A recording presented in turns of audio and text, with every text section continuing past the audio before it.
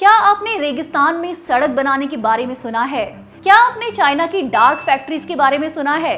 क्या आपने पहाड़ों में लिफ्ट के बारे में सुना है? आज चाइना के पास ग्रोइंग इकोनॉमी है, स्किल्ड पॉपुलेशन है, हाई टेक्नोलॉजी है। हमारे पास क्या है? हमारे पास पीएम डिग्री कंट्रोवर्सी है, वोट चोरी है, इलेक्टोरल बॉन्ड का फ्रॉड है, फेक न्यूज फैक्ट्री है। बताओ, है कोई मुकाबला? शंघाई कॉर्पोरेशन ऑर्गेनाइजेशन समिट के लिए मोदी जी चाइना जा रहे हैं। ये समिट तियानजिन नाम के एक शहर में हो रहा है। Urban population wise Tianjin China की 7th लार्जेस्ट सिटी है और दुनिया की 21st लार्जेस्ट। पहले ये वीडियो देखिए। एससीओ समिट से पहले तियानजिन शहर में हाइहा नदी के किनारे एक लाइट शो ऑर्गेनाइज किया गया।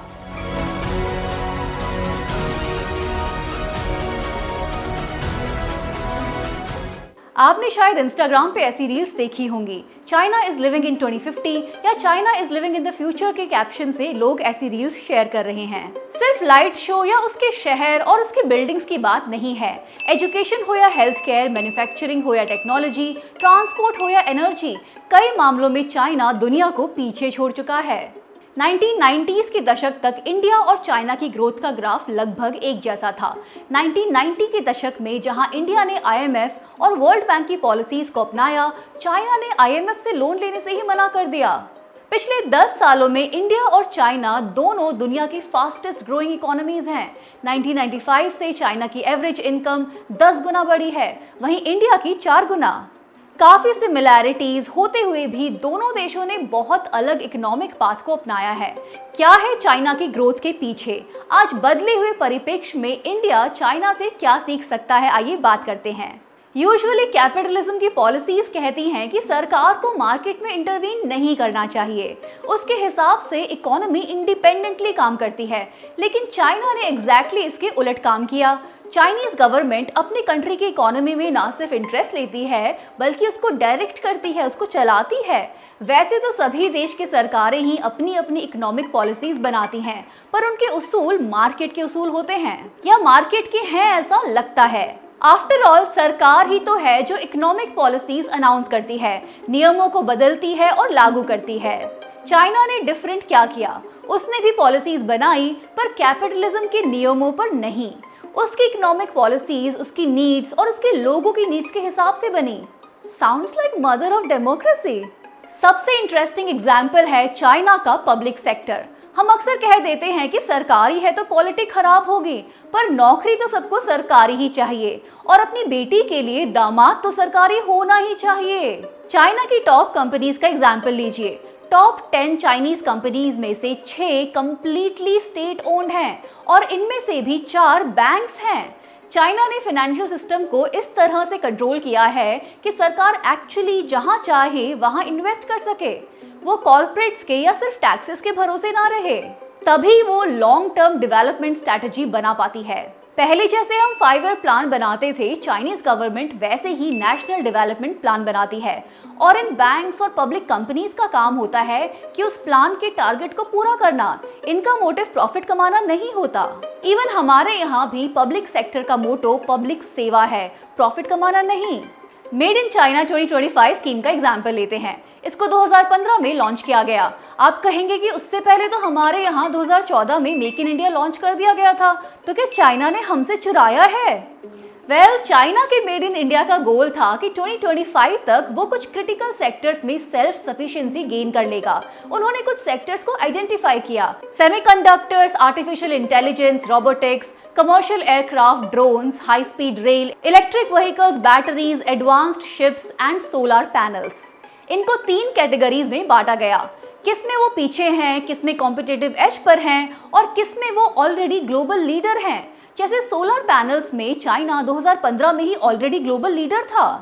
चाइना का टारगेट था कि 2025 तक इन सब में या तो वो ग्लोबल लीडर बन जाए या फिर कॉम्पिटिटिव एज में आ जाए। अब आप ही बताइए कि क्या चाइना के मेड इन चाइना 2025 का गोल पूरा हुआ? क्यों 2025 में ही चाइना से कभी डीप सीक तो कभी एडवांस्ड चिप्स बनने की खबरें आ रही हैं? क्योंकि चाइना के मेड इन चाइना 2025 का टारगेट पूरा हो चुका है। आज चाइना इन सब सेक्टर्स में कॉम्पिटिटिव एज पर तो है ही, इनमें से आधे में वो वर्ल्ड लीडर भी है। और हमारे मेक इन इंडिया का क्या हुआ?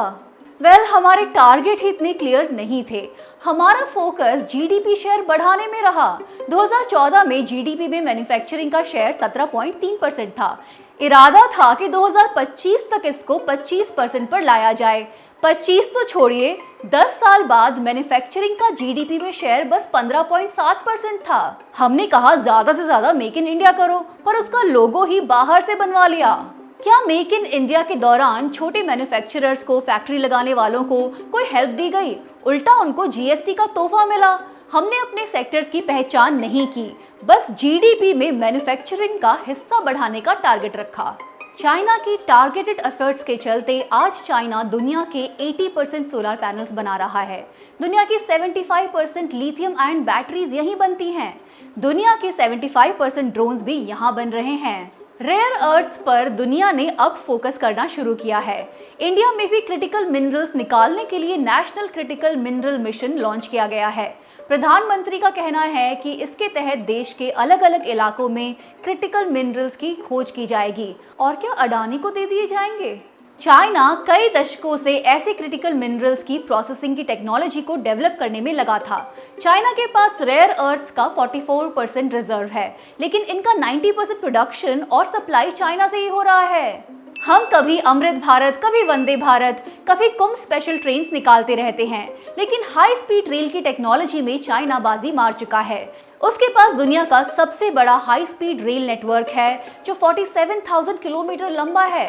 15 साल पहले जहां चाइना में 2-3 हाई स्पीड रेलवे लाइंस थी, आज उसका लगभग हर शहर हाई स्पीड ट्रेन से जुड़ा है। वहां ट्रेन 300 किलोमीटर पर आवर की स्पीड से दौड़ रही हैं। बीजिंग से शंघाई करीब 1200 किलोमीटर दूर है, पर बुलेट ट्रेन से ये दूरी 4 से 5 घंटे में कवर हो जाती है। इन कंपैरिजन मुंबई अहमदाबाद के बीच बुलेट ट्रेन 2017 से बन रही है। हमारी सबसे तेज वंदे भारत एक्सप्रेस की स्पीड 180 किलोमीटर पर आवर है, पर चलती वो मुश्किल से 130 किलोमीटर पर आवर पे है। क्या आपने रेगिस्तान में सड़क बनाने के बारे में सुना है?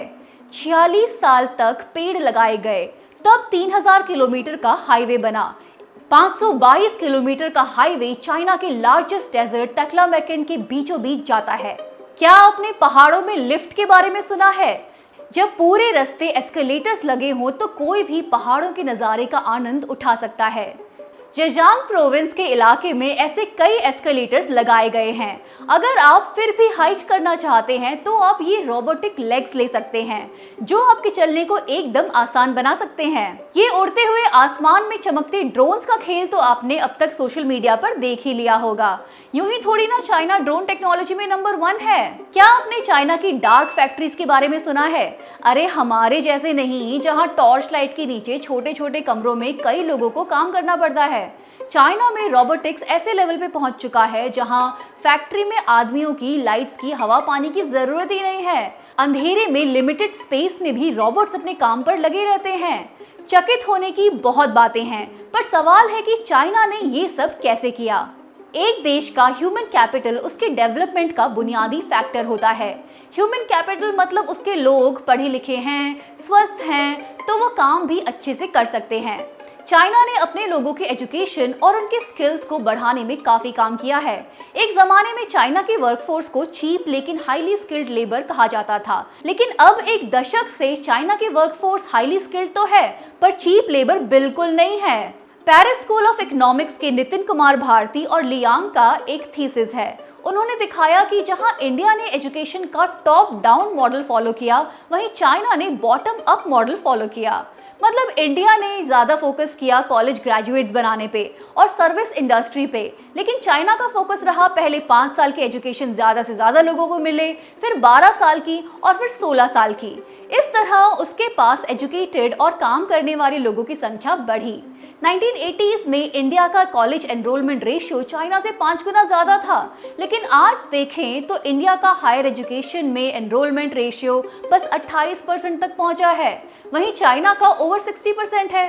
कहने को हमारे यहाँ बहुत सारे इंजीनियर्स हैं, पर चाइना ने 1960s में ही बहुत इंजीनियर्स ट्रेन कर दिए थे। आज एशिया की टॉप 10 यूनिवर्सिटीज में से 5 चाइना की हैं और इंडिया की एक भी नहीं। इंडियन इंस्टीट्यूट ऑफ साइंस का नंबर एशिया में 38 है। अब बच्चों को ये बताएंगे कि पहला स्पेस में जाने वाला आदमी हनुमान था, तो और क्या होगा। एजुकेशन के साथ साथ ही रिसर्च एंड डेवलपमेंट की बात आती है। यहाँ भी चाइना ने फोकस ढंग से प्रायोरिटी सेक्टर को फंड किया। मेड इन चाइना 2025 प्लान में रिसर्च का भी रोड मैप बनाया गया। बिना रिसर्च के थोड़ी ना इतने सेक्टर्स में लीड कर सकते थे। R&D स्पेंडिंग की बात करें तो जहां इंडिया दुनिया की 2.9% रिसर्च को फंड करता है, चाइना का शेयर यहां 22.8% है। चाइना का R&D पर एनुअल एक्सपेंडिचर $496 बिलियन है। वहीं इंडिया ने 2024 में करीब $100 बिलियन लगाया। हम प्राइवेट कंपनियों का मुंह देखते रहते हैं, कुछ रिसर्च करेंगी, पर हमारे प्राइवेट सेक्टर का फोकस सर्विसेज में और ह्यूमन कैपिटल को यूज करने में ही है। इनफैक्ट पब्लिक सेक्टर इंडिया के ग्रॉस R&D में 50% से ज्यादा इन्वेस्ट कर रहा है। वहीं चाइना का प्राइवेट सेक्टर R&D में 77.6% इन्वेस्ट करता है। जैसे टेक्नोलॉजी से रिलेटेड सरप्राइज हमें हर महीने सुनने को मिलता है, चाइना से हर दूसरे दिन मेडिकल एडवांसमेंट की भी खबरें आ रही हैं। रिसेंटली चाइना ने टाइप 1 डायबिटीज का इलाज ढूंढ निकाला। 14 महीने में पेशेंट इंसुलिन लेना बंद कर सकता है। अमेरिका की मेडिकल इंडस्ट्री सख्ते में है। वहां इंसुलिन का एक इंजेक्शन $300 में मिलता है। रिसेंटली ही चाइनीज डॉक्टर्स ने ह्यूमन बॉडी में पिग लिवर को सक्सेसफुली प्लांट कर दिया। किसी दिन पैरालिसिस ट्रीटमेंट में ब्रेक थ्रू की खबर आती है, तो कभी जीन थेरेपी की। हाँ, पर हमारे गोबर की ट्रीटमेंट से थोड़ी ना कंपटीशन कर सकते हैं। एनीवेज, चाइना में 95% लोगों के पास हेल्थ इंश्योरेंस है, और हेल्थ इंश्योरेंस ना भी हो तो इलाज सस्ता होता है। इन कंपैरिजन इंडिया में 70% लोगों के पास हेल्थ इंश्योरेंस नहीं है और इलाज भी महंगा है।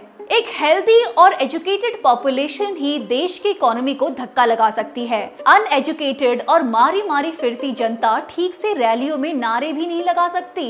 आज चाइना के पास ग्रोइंग इकोनॉमी है, स्किल्ड पॉपुलेशन है, हाई टेक्नोलॉजी है। हमारे पास क्या है? हमारे पास PM डिग्री कंट्रोवर्सी है, वोट चोरी है, इलेक्टोरल बॉन्ड का फ्रॉड है, फेक न्यूज फैक्ट्री है। बताओ, है कोई मुकाबला?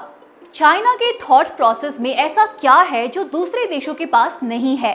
एक चीज जो मैंने नोट की वो ये है कि चाइना अपने और अपने लोगों के फ्यूचर पे फोकस्ड है, जबकि US और बाकी कैपिटलिस्ट इकोनॉमी वाले देश प्राइवेट प्रॉफिट में ज्यादा यकीन रखते हैं। इसीलिए चाइना से आने वाली टेक्नोलॉजी ऐसी होती है जो दुनिया के सब लोगों के काम आ सके। जैसे चाइना ने क्लाइमेट चेंज को बस रिकॉग्नाइज ही नहीं किया, उससे लड़ने के लिए टेक्नोलॉजी डेवलप की। जैसे उसने सिर्फ इलेक्ट्रिक व्हीकल्स की पॉलिसीज ही नहीं बनाई, इलेक्ट्रिक व्हीकल्स को एक्चुअली प्रमोट किया। तभी आज चाइना में सबसे ज्यादा इलेक्ट्रिक व्हीकल्स चल रही हैं। साथ ही उसने पब्लिक ट्रांसपोर्ट को, हाई स्पीड रेल्स और इलेक्ट्रिक बसेस को डेवलप किया, क्योंकि एक्चुअली तो पब्लिक ट्रांसपोर्ट ही सबसे ज्यादा एनर्जी को कंजर्व कर सकता है। एक टाइम पर दिल्ली और बीजिंग में एक समान एयर पोल्यूशन था, लेकिन 2014 के बाद बीजिंग का AQI बेहतर होता गया, जबकि दिल्ली का AQI आज भी वैसा ही है और सर्दियों के महीने में डेंजरस लेवल्स पे पहुंच जाता है। अब तो सरकार 500 पार करने पर कितना AQI है ये बताती ही नहीं। ऐसा नहीं है कि वी आर नॉट ट्राइंग, पर बीजिंग जैसा फोकस हमारे पास नहीं है। जिस तरह चाइना पोल्यूशन और क्लाइमेट चेंज के मुद्दे पर सोच रहा है, हम अभी तक रोड के गड्ढों पर ही अटके हैं। वहाँ चाइना में 6 साल के बच्चे AI और AI एथिक्स सीख रहे हैं। हम स्कूल्स को मर्ज और क्लोज करने में लगे हुए हैं। ऐसा नहीं हो सकता कि आप सिर्फ मैन्युफैक्चरिंग का GDP में शेयर बढ़ा दें। आपको पहले एजुकेशन में, हेल्थ केयर में, लोगों के लिए साफ बिजली पानी की व्यवस्था करने में इन्वेस्ट करना ही पड़ेगा। इनके बिना इंडिया और भारत अलग ही रहेंगे। कुछ लोग मुनाफा कमाते जाएंगे और करोड़ों लोग बदहाली में जीने को मजबूर होंगे। आप सोचते होंगे कि चाइना इंडिया को कैसे देखता होगा। मोदी जी के चाइना विजिट से पहले ही चाइना के एक्सपर्ट्स ने इस बदले हुए रुख को अपॉर्चुनिज्म कहा।